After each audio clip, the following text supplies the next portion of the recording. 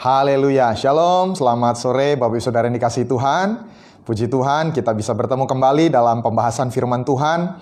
Dan sore hari ini saya percaya kita akan dikuatkan kembali, tapi juga akan diajar mengenai prinsip-prinsip firman Tuhan yang akan membuat kita semakin serupa dengan Tuhan Yesus. Dan hari ini saya akan menyampaikan firman Tuhan dengan judul Gunakan Imajinasimu. Gunakan imajinasimu. Dan sekali lagi, saya minta kerjasama kita. Kalau Bapak Saudara diberkati lewat firman Tuhan hari ini, bisa like, bisa share, dan juga nanti waktu diupload di YouTube, bisa subscribe dan juga menyalakan loncengnya, sehingga bisa mendapat notification sebelum setiap kali ada firman Tuhan yang diupload. Sebelum kita lanjutkan, mari kita satukan hati, kita berdoa. Bapa di sorga, terima kasih kalau sore hari ini kami bisa kembali belajar firman Tuhan.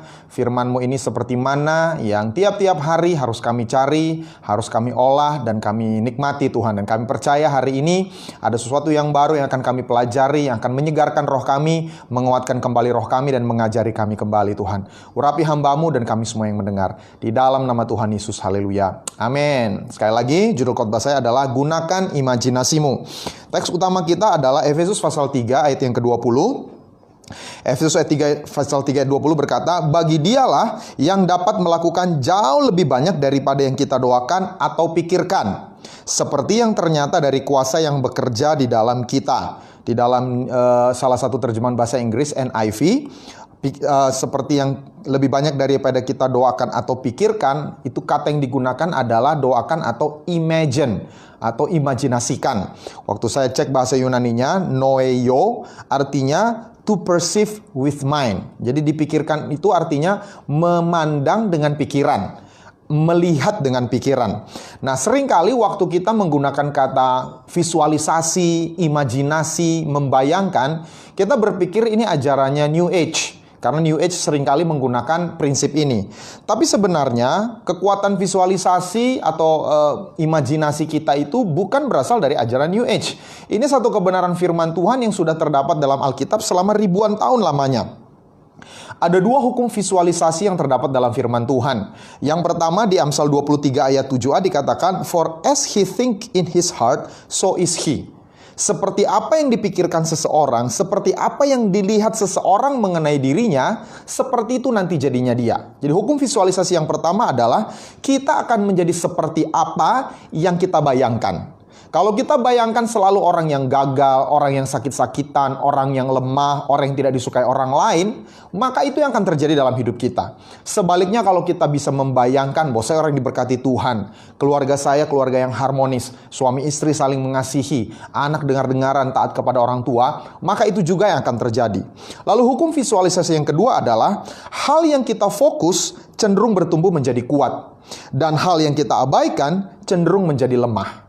Sekali lagi, hal yang kita fokus itu cenderung akan menjadi kuat dalam hidup kita. Misalnya, kalau kita pernah tersinggung dengan perkataan orang lain, lalu kita tidak lupakan, kita tidak ampuni perkataan gitu. Kita fokus, kita ingat. Lama-lama rasa tersinggung itu menjadi rasa marah. Rasa marah itu juga kita tidak bereskan, lama-lama rasa marah itu menjadi benci. Lalu kemudian benci, Alkitab berkata mau membunuh, mau membalas dendam. Dan akibatnya kita melakukan dosa yang besar, yaitu membunuh. Dimulai dari hal kecil, yaitu tersinggung. Sebaliknya, apa yang kita abaikan cenderung menjadi lemah. Misalnya, kita mengabaikan persekutuan kita dengan Tuhan saat teduh kita. Kita anggap itu bukan sesuatu yang penting. Lama-lama kita abaikan persekutuan dengan saudara seiman. Lama-lama waktu kita sudah mengabaikan persekutuan dengan saudara seiman, kita akan kembali ke hidup yang lama. Kita bergaul lagi dengan pergaulan yang lama yang membawa kita dalam dosa, akhirnya kembali ke hidup lama. Dimulai dari mengabaikan saat teduh. Jadi visualisasi ini dua hal yang penting. Pertama, apa yang kita bayangkan kita akan jadi seperti itu. Yang kedua, apa yang kita abaikan akan menghilang, sementara apa yang kita fokuskan akan semakin kuat. Lalu pertanyaannya, apakah ini berarti kita dapat visualisasikan, bayangkan, imajinasikan apa saja lalu kita terima? Saya bayangkan saya naik Porsche. Ping, tiba-tiba kita dapat Porsche. Oh, saya bayangkan menikah dengan si A. Karena saya pengen menikah sama dia, dianya kayaknya nggak tertarik sama saya bayang, nanti saya akan menikah sama dia. Tentu tidak. Kekuatan visualisasi atau kekuatan melihat dengan pikiran hanya dapat bekerja ketika kita memvisualisasikan apa yang Tuhan telah janjikan melalui rema yang telah Dia berikan kepada kita. Sekali lagi saya ulangi. Jadi visualisasi ini bukan mantra. Apa saja yang saya bayangkan saya dapat. Bukan. Kekuatan melihat dengan pikiran ini hanya bisa bekerja waktu kita membayangkan, memvisualisasikan apa yang Tuhan sudah berikan sebagai rema secara pribadi untuk kita. Jadi tiap orang akan berbeda-beda. Nanti kita akan lihat apa itu rema. Nah, kita akan pelajari dari Abraham. Apa yang Abraham lakukan sehingga dia bisa menggenapi apa yang Tuhan janjikan, rema yang Tuhan berikan kepada dia. Kejadian 15 ayat 1 sampai 6 saya akan bacakan. Kejadian 15 ayat 1, kemudian datanglah firman Tuhan kepada Abram dalam suatu penglihatan. Janganlah takut Abram, akulah perisaimu, upahmu akan sangat besar. Abram menjawab, ya Tuhan Allah, apakah yang akan kau berikan kepadaku karena aku akan meninggal dengan tidak mempunyai anak. Dan yang akan mewarisi rumahku ialah Eliezer orang Damsyik itu. Lagi kata Abram, engkau tidak memberikan kepadaku keturunan, sehingga seorang hambaku nanti menjadi ahli warisku. Ayat 4, tetapi datanglah firman Tuhan kepadanya demikian. Orang itu tidak akan menjadi ahli warismu, melainkan anak kandungmu. Dialah yang akan menjadi ahli warismu. Ayat 5, lalu Tuhan membawa Abram keluar serta berfirman, coba lihat ke langit, hitunglah bintang-bintang jika engkau dapat menghitungnya. Maka firman-Nya kepadanya, demikianlah banyaknya nanti keturunanmu. Lalu percayalah Abram kepada Tuhan, maka Tuhan memperhitungkan hal itu kepadanya sebagai kebenaran.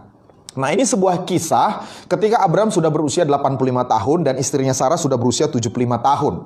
10 tahun sudah berlalu sejak mereka menerima janji bahwa Abram akan menjadi bapa bagi banyak bangsa. Tapi ternyata sampai saat itu boro-boro dia punya banyak bangsa. Anak aja dia belum punya satupun. Sehingga di ayat 2 dikatakan dia mengeluh, ya Tuhan Allah, apakah yang akan kau berikan kepadaku karena aku akan meninggal dengan tidak mempunyai anak. Ayat 3, engkau tidak memberikan kepadaku keturunan sehingga hambaku nanti akan menjadi ahli warisku. Jadi bisa dikatakan dalam tanda kutip Abram sedang ngambek kepada Tuhan. Tuhan, mana janjinya? Sudah 10 tahun berlalu. Lalu apa gunanya berkat yang kau berikan ini? Banyak ternak, banyak aset yang Tuhan berikan, tapi tidak akan dinikmati oleh keturunanku. Hambaku yang akan menikmatinya, seorang yang asing. Nah, Tuhan bisa saja marah, Tuhan bisa saja kecewa dengan respons Abraham. Tapi Tuhan sangat baik. Tuhan tidak memarahi Abram karena ketidakpercayaannya, karena dia Bapa yang baik. Sebaliknya, Tuhan menyuruh Abram melakukan sesuatu yang mengubahkan hidupnya, yang membuat dia bertahan menunggu janji Tuhan sampai akhirnya digenapi baru sekitar 15 tahun kemudian. Apa yang Tuhan suruh? Ayat 5, lalu Tuhan membawa Abram keluar.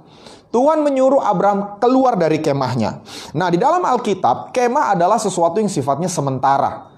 Sesuatu yang sifatnya fana, sesuatu yang sifatnya temporer. Rasul Petrus menggambarkan kemah itu sebagai daging kita. Nah, daging ini sesuatu yang akan menghalangi kita untuk meraih apa yang Tuhan janjikan. Nah, kedagingan atau kemah ini bisa berupa keraguan-raguan, tidak yakin, apa benar Tuhan masih mampu menolong saya? Kayaknya keadaan ini makin sukar. Atau juga berupa rasa rendah diri. Apakah saya layak menerima janji Tuhan? Atau juga bisa berupa ketakutan, pesimis akan masa depan. Kelihatannya masa depan itu semakin suram. Lihat kondisi sekarang, keadaan itu makin sukar. Atau bisa berupa kekecewaan, rasa tidak mau mengampuni orang yang bersalah kepada kita. Dan semua kedagingan ini akan menghalangi kuasa Tuhan bekerja dalam hidup kita. Tapi puji Tuhan, Abram taat. Abram taat keluar dari kemahnya, lalu Tuhan menyuruh dia melakukan sesuatu, yaitu menghitung bintang di langit. Abram coba hitung bintang, dan Abram mulai hitung. 1, 2, 3, 10, 100. Dan sudah sampai 100 dia menyerah. Kenapa? Terlalu banyak. Dan Tuhan katakan seperti itulah nanti banyaknya keturunanmu. Dan ayat 6 dikatakan, lalu percayalah Abram kepada Tuhan, maka Tuhan memperhitungkan hal itu kepadanya sebagai kebenaran. Nah, mungkin sebagian kita yang mendengarkan firman Tuhan sore hari ini sedang mengalami hal yang sama dengan Abram. Sudah 10 tahun, mungkin sudah sekian lama, bertahun-tahun kita stagnasi. Kita menerima janji Tuhan, tapi ternyata tidak ada tanda-tanda janji itu akan digenapi. Dan akibatnya kita tidak punya iman lagi, kita pesimis. Tapi saya berdoa supaya kita tetap pertahankan impian kita. Kita tetap pertahankan pengharapan kita. Sebab tanpa pengharapan tidak ada iman. Kalau pengharapan kita mati, maka iman kita juga akan sirna. Nah, selama Abram masih di dalam kemah, apa yang dia lihat? Dia cuma lihat dinding kemah yang membatasinya. Dia cuma melihat atap kemah yang menghalangi dia untuk melihat langit. Dia cuma melihat rahim Sarah yang sudah tua, bahkan Alkitab bilang sudah mati, sudah tidak produktif lagi. Sehingga Abram perlu keluar dari kemahnya. Dan waktu dia keluar dari kemahnya, dia menghitung bintang. Dia mulai mengimajinasikan, oh, bintang yang ini adalah namanya suku Ruben, bintang yang ini namanya suku Yehuda, bintang yang ini namanya suku Asher, bintang yang ini bangsa ini, bintang yang ini bangsa ini. Waktu dia bisa memvisualisasikan, waktu dia bisa mengimajinasikan, maka Alkitab berkata, Abram percaya kepada firman Tuhan. Dan Tuhan memperhitungkannya sebagai kebenaran. Akibatnya, roh Tuhan mulai bekerja.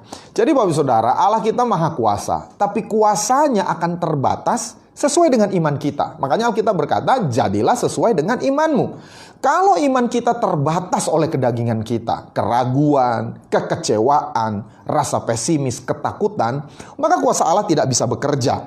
Itu sebabnya hari ini kita perlu belajar membayangkan, memvisualisasikan, mengimajinasikan apa yang Tuhan sudah berikan sebagai rema kepada diri kita. Jangan selalu membayangkan yang negatif, kondisi ekonomi yang terpuruk. Saya batuk, jangan-jangan ini COVID-19. Oh, kayaknya saya bakal di PHK. Jangan selalu visualisasikan, imajinasikan hal-hal yang buruk. Imajinasikanlah rema yang Tuhan berikan kepadamu. Nah, langit di dalam cerita ini adalah Alkitab, firman Tuhan. Kenapa saya bisa katakan itu? Saya pernah membaca sebuah literatur bahwa langit itu sesuatu yang selalu bertumbuh luasnya. Ketika para astronom berusaha mengukur langit, apa yang terjadi? Beberapa waktu kemudian pengukuran mereka tidak akurat lagi. Kenapa? Karena langit itu makin berkembang. Nah, berapa banyak yang setuju dengan saya bahwa firman Tuhan ini juga tidak ada batasnya. Sama seperti langit tidak ada batasnya, Alkitab kita ini tidak ada batasnya. Kenapa? Sudah banyak orang yang disembuhkan karena mereka baca Alkitab. Dan akan ada orang banyak lagi disembuhkan waktu mereka baca Alkitab. Sudah banyak rumah tangga yang dipulihkan karena mereka menerapkan prinsip firman Tuhan. Dan akan ada banyak rumah tangga juga mengalami berkat Tuhan karena mereka menerapkan prinsip firman Tuhan. Artinya apa? Alkitab kita, firman Tuhan ini tidak ada batasnya. Jadi waktu kita membaca Alkitab, kita sedang memandang kepada langit kita. Dan firman Tuhan berkata, Alkitab ini makanan kita setiap hari. This is our daily bread. Firman Tuhan ini seperti mana bagi bangsa Israel yang harus tiap hari dikumpulkan. Itu sebabnya saya dorong kita, mari tiap hari pandang langit kita. Tetapkan di hati kita, buat keputusan tiap hari saya mau membaca firman Tuhan. Saya mau memandang langit saya mau keluar dari kemah saya mau keluar dari lingkungan yang membatasi saya dan memandang langit saya. Firman Tuhan yang Tuhan berikan. Lalu yang kedua, Abraham menghitung bintang. Apa itu bintang? Bintang ini adalah janji atau rema yang diberikan kepada kita masing-masing secara pribadi. Katakan sama-sama secara pribadi. Jadi setiap kali kita membaca Alkitab, Tuhan akan memberikan satu ayat yang berbicara dengan jelas sesuai dengan kondisi yang sedang kita hadapi. Dalam peristiwa Abraham, remanya adalah dia dapat janji bahwa dia akan mendapatkan keturunan dari Sarah istrinya. Dan itu yang terjadi. Mungkin kondisi kita berbeda, sebagian kita mungkin tidak sedang mendoakan keturunan, tapi mungkin bicara tentang kesehatan. Kita butuh rema dari Tuhan, bahwa oleh bilur-bilur Yesus, saya sudah sembuh.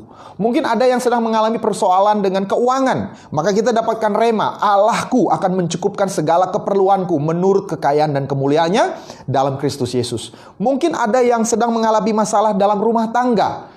Kita akan dapat rema bahwa anggur yang dari Tuhan di Kana itu jauh lebih manis daripada anggur yang disiapkan oleh manusia. Tapi apapun itu, kita harus mendapatkannya secara pribadi dari Tuhan. Jadi saat kita memandang langit dan mulai menghitung bintang kita mulai bisa memvisualisasikan, kita mulai bisa mengimajinasikan apa janji Tuhan dalam hidup kita. Bahkan Tuhan Yesus sendiri mengalami hal yang sama. Di Ibrani 12 ayat 2 dikatakan, marilah kita melakukannya dengan mata yang tertuju kepada Yesus yang memimpin kita dalam iman, yang membawa iman kita kepada kesempurnaan. Jadi Yesus adalah the author and the finisher of our faith. Dia yang menjadi teladan iman kita. Dan apa yang Yesus berikan sebagai teladan? Dia mengabaikan kehinaan, tekun memikul salib, ganti sukacita yang disediakan bagi dia. Dalam bahasa Inggris itu set before him, ditunjukkan di depan dia. Ada satu sukacita yang ditunjukkan di depan Tuhan Yesus, sehingga waktu Tuhan Yesus membayangkan hal itu, memvisualisasikan hal itu membuat dia tekun mengabaikan kehinaan. Apa sukacita itu? Waktu dia bisa melihat saudara dan saya, orang-orang yang ditebusnya ada di surga bersama-sama dia. Maka itu yang membuat Tuhan Yesus endure the cross. Sabar, tekun, menanggung hinaan. Mungkin sebagian kita sedang menghadapi kesulitan. Coba fokuskan pikiran kita kepada janji Tuhan bahwa keluarga saya akan dipulihkan. Bahwa keuangan saya akan diberkati. Bahwa saya akan memiliki tubuh yang sehat. Bahwa anak-anak saya akan melayani di rumah Tuhan. Waktu kita isi pikiran kita dengan rema yang dari Tuhan. Waktu kita selalu memandang langit kita. Ada kuasa Tuhan yang akan bekerja. Dan kalau kuasa Tuhan sudah bekerja, tidak ada yang bisa membatasi. Rahim yang sudah mati, orang yang sudah menopause, saya tidak tahu berapa tahun, Tuhan bisa bangkitkan rahimnya dan melahirkan keturunan yang besar. Dan saya percaya hal yang sama. Bukan kuasa kita yang akan mengubahkan situasi yang sukar, kuasa Tuhan. Tapi sekali lagi, kuasa Tuhan dibatasi oleh iman kita. Bagaimana supaya iman kita tidak lemah? Mulai latih imajinasi kita. Lihat, perceive with your mind. Lihat dengan pikiranmu, jangan hal yang negatif. Pandang langitmu, baca Alkitab setiap hari. Dan lihat dalam pikiranmu janji Tuhan. Rema yang Tuhan berikan. Amin. Saya percaya kita akan melihat, kita akan dipakai Tuhan untuk menjadi alat bagi Tuhan menggenapi rencananya di dunia ini. Haleluya. Amin. Puji Tuhan. Mari kita tundukkan kepala. Saya mau berdoa untuk Bapak Ibu Saudara yang mungkin saat ini sama seperti Abraham yang mulai mengeluh. Tuhan, saya terima janji Tuhan. Saya terima rema dari Tuhan. Tapi sampai saat ini belum jadi kenyataan. Dan hari ini keluar dari kemahmu. Keluar dari keterbatasanmu. Mulai lihat langit. Baca Alkitab dan mulai hitung janji Tuhan. Rema, mulai visualisasikan, bayangkan apa yang Tuhan berikan. Bapak, hamba mau berdoa Tuhan, supaya kami semua yang sudah mendengar firman Tuhan sore hari ini, imannya dibangkitkan. Bahwa Tuhan Yesus setia, waktu Tuhan memberikan janji, pasti digenapi. Dan tolong supaya kedagingan kami tidak menghalangi kuasa Tuhan. Supaya kemah kami yang sementara ini tidak menghalangi kuasa Tuhan. Ketakutan, keraguan, rasa pesimis, kekecewaan. Kalau ada di antara Bapak Ibu Saudara yang saat ini sedang mengalami kekecewaan, bisa mungkin kecewa kepada Tuhan, atau kecewa kepada suamimu, istrimu, orang tuamu, atau siapapun. Jangan biarkan kekecewaanmu menghalangi kuasa Tuhan bekerja. Angkat tanganmu, saya mau berdoa. Tuhan Yesus, biar hari ini terjadi pengampunan, perdamaian Tuhan. Waktu kami mengampuni orang yang bersalah kepada kami tidak izinkan kekecewaan menghalangi kuasa Tuhan bekerja. Kami dimerdekakan dari sakit hati, dari rasa benci, dari rasa marah. Digantikan dengan pengampunan. Sehingga ada kedamaian. Hubungan yang baik satu dengan yang lain. Terima kasih Bapa di surga. Hamba mau memberkati semua yang sudah mendengar firman Tuhan. Jadikan kami Tuhan orang-orang yang setia. Membaca Alkitab setiap hari. Dan disiplin menggunakan imajinasi kami untuk membayangkan janji Tuhan terjadi dalam hidup kami. Kami melihat keluarga kami, keluarga yang diberkati. Tubuh kami sehat, keuangan kami berkelimpahan. Kami melayani di rumah Tuhan. Jiwa-jiwa datang lewat hidup kami. Kami bayangkan itu dan kuasa Tuhan akan bekerja mewujudkannya. Terima kasih Bapa di surga. Kan kami terus bawa semua petugas medis Tuhan. Para dokter, para perawat, para petugas lab di rumah-rumah sakit. Kami serahkan ke dalam tangan Tuhan. Dalam perlindungan darah Tuhan Yesus. Dan juga para istri, suami mereka, anak-anak mereka juga dalam perlindungan Tuhan. Ada perlindungan Tuhan secara ekstra atas keluarga mereka. Berkati juga pemerintah kami mengucapkan berkat atas presiden kami, Pak Jokowi, Wakil Presiden Kiai Ma'ruf Amin, para menteri, sampai kepada pemimpin di daerah, para gubernur, kabupaten, wali kota, dan bupati di daerah tingkat 2, bahkan sampai di RT RW Tuhan. Kami berkati Tuhan, sehingga mereka boleh memimpin bangsa kami melewati masa-masa ini berkemenangan. Karena hikmat Tuhan ada dalam mereka. Terima kasih Bapa di sorga. Kami puji Engkau, kami muliakan Engkau di dalam nama Tuhan Yesus. Haleluya. Amin. Sekali lagi, terima kasih sudah setia menyaksikan tayangan ini. Bapak Ibu Saudara, percayalah, persekutuan dengan Tuhan itu tidak pernah sia-sia. Kita akan diberkati. Dan sekali lagi, kalau Bapak Ibu Saudara diberkati, bisa share, bisa like tayangan ini, dan nanti waktu di-upload di YouTube, bisa subscribe ke channel kami, dan juga bisa nyalakan loncengnya sehingga mendapatkan notification setiap kali ada video baru yang di-upload. Terima kasih, Tuhan Yesus berkati. Shalom.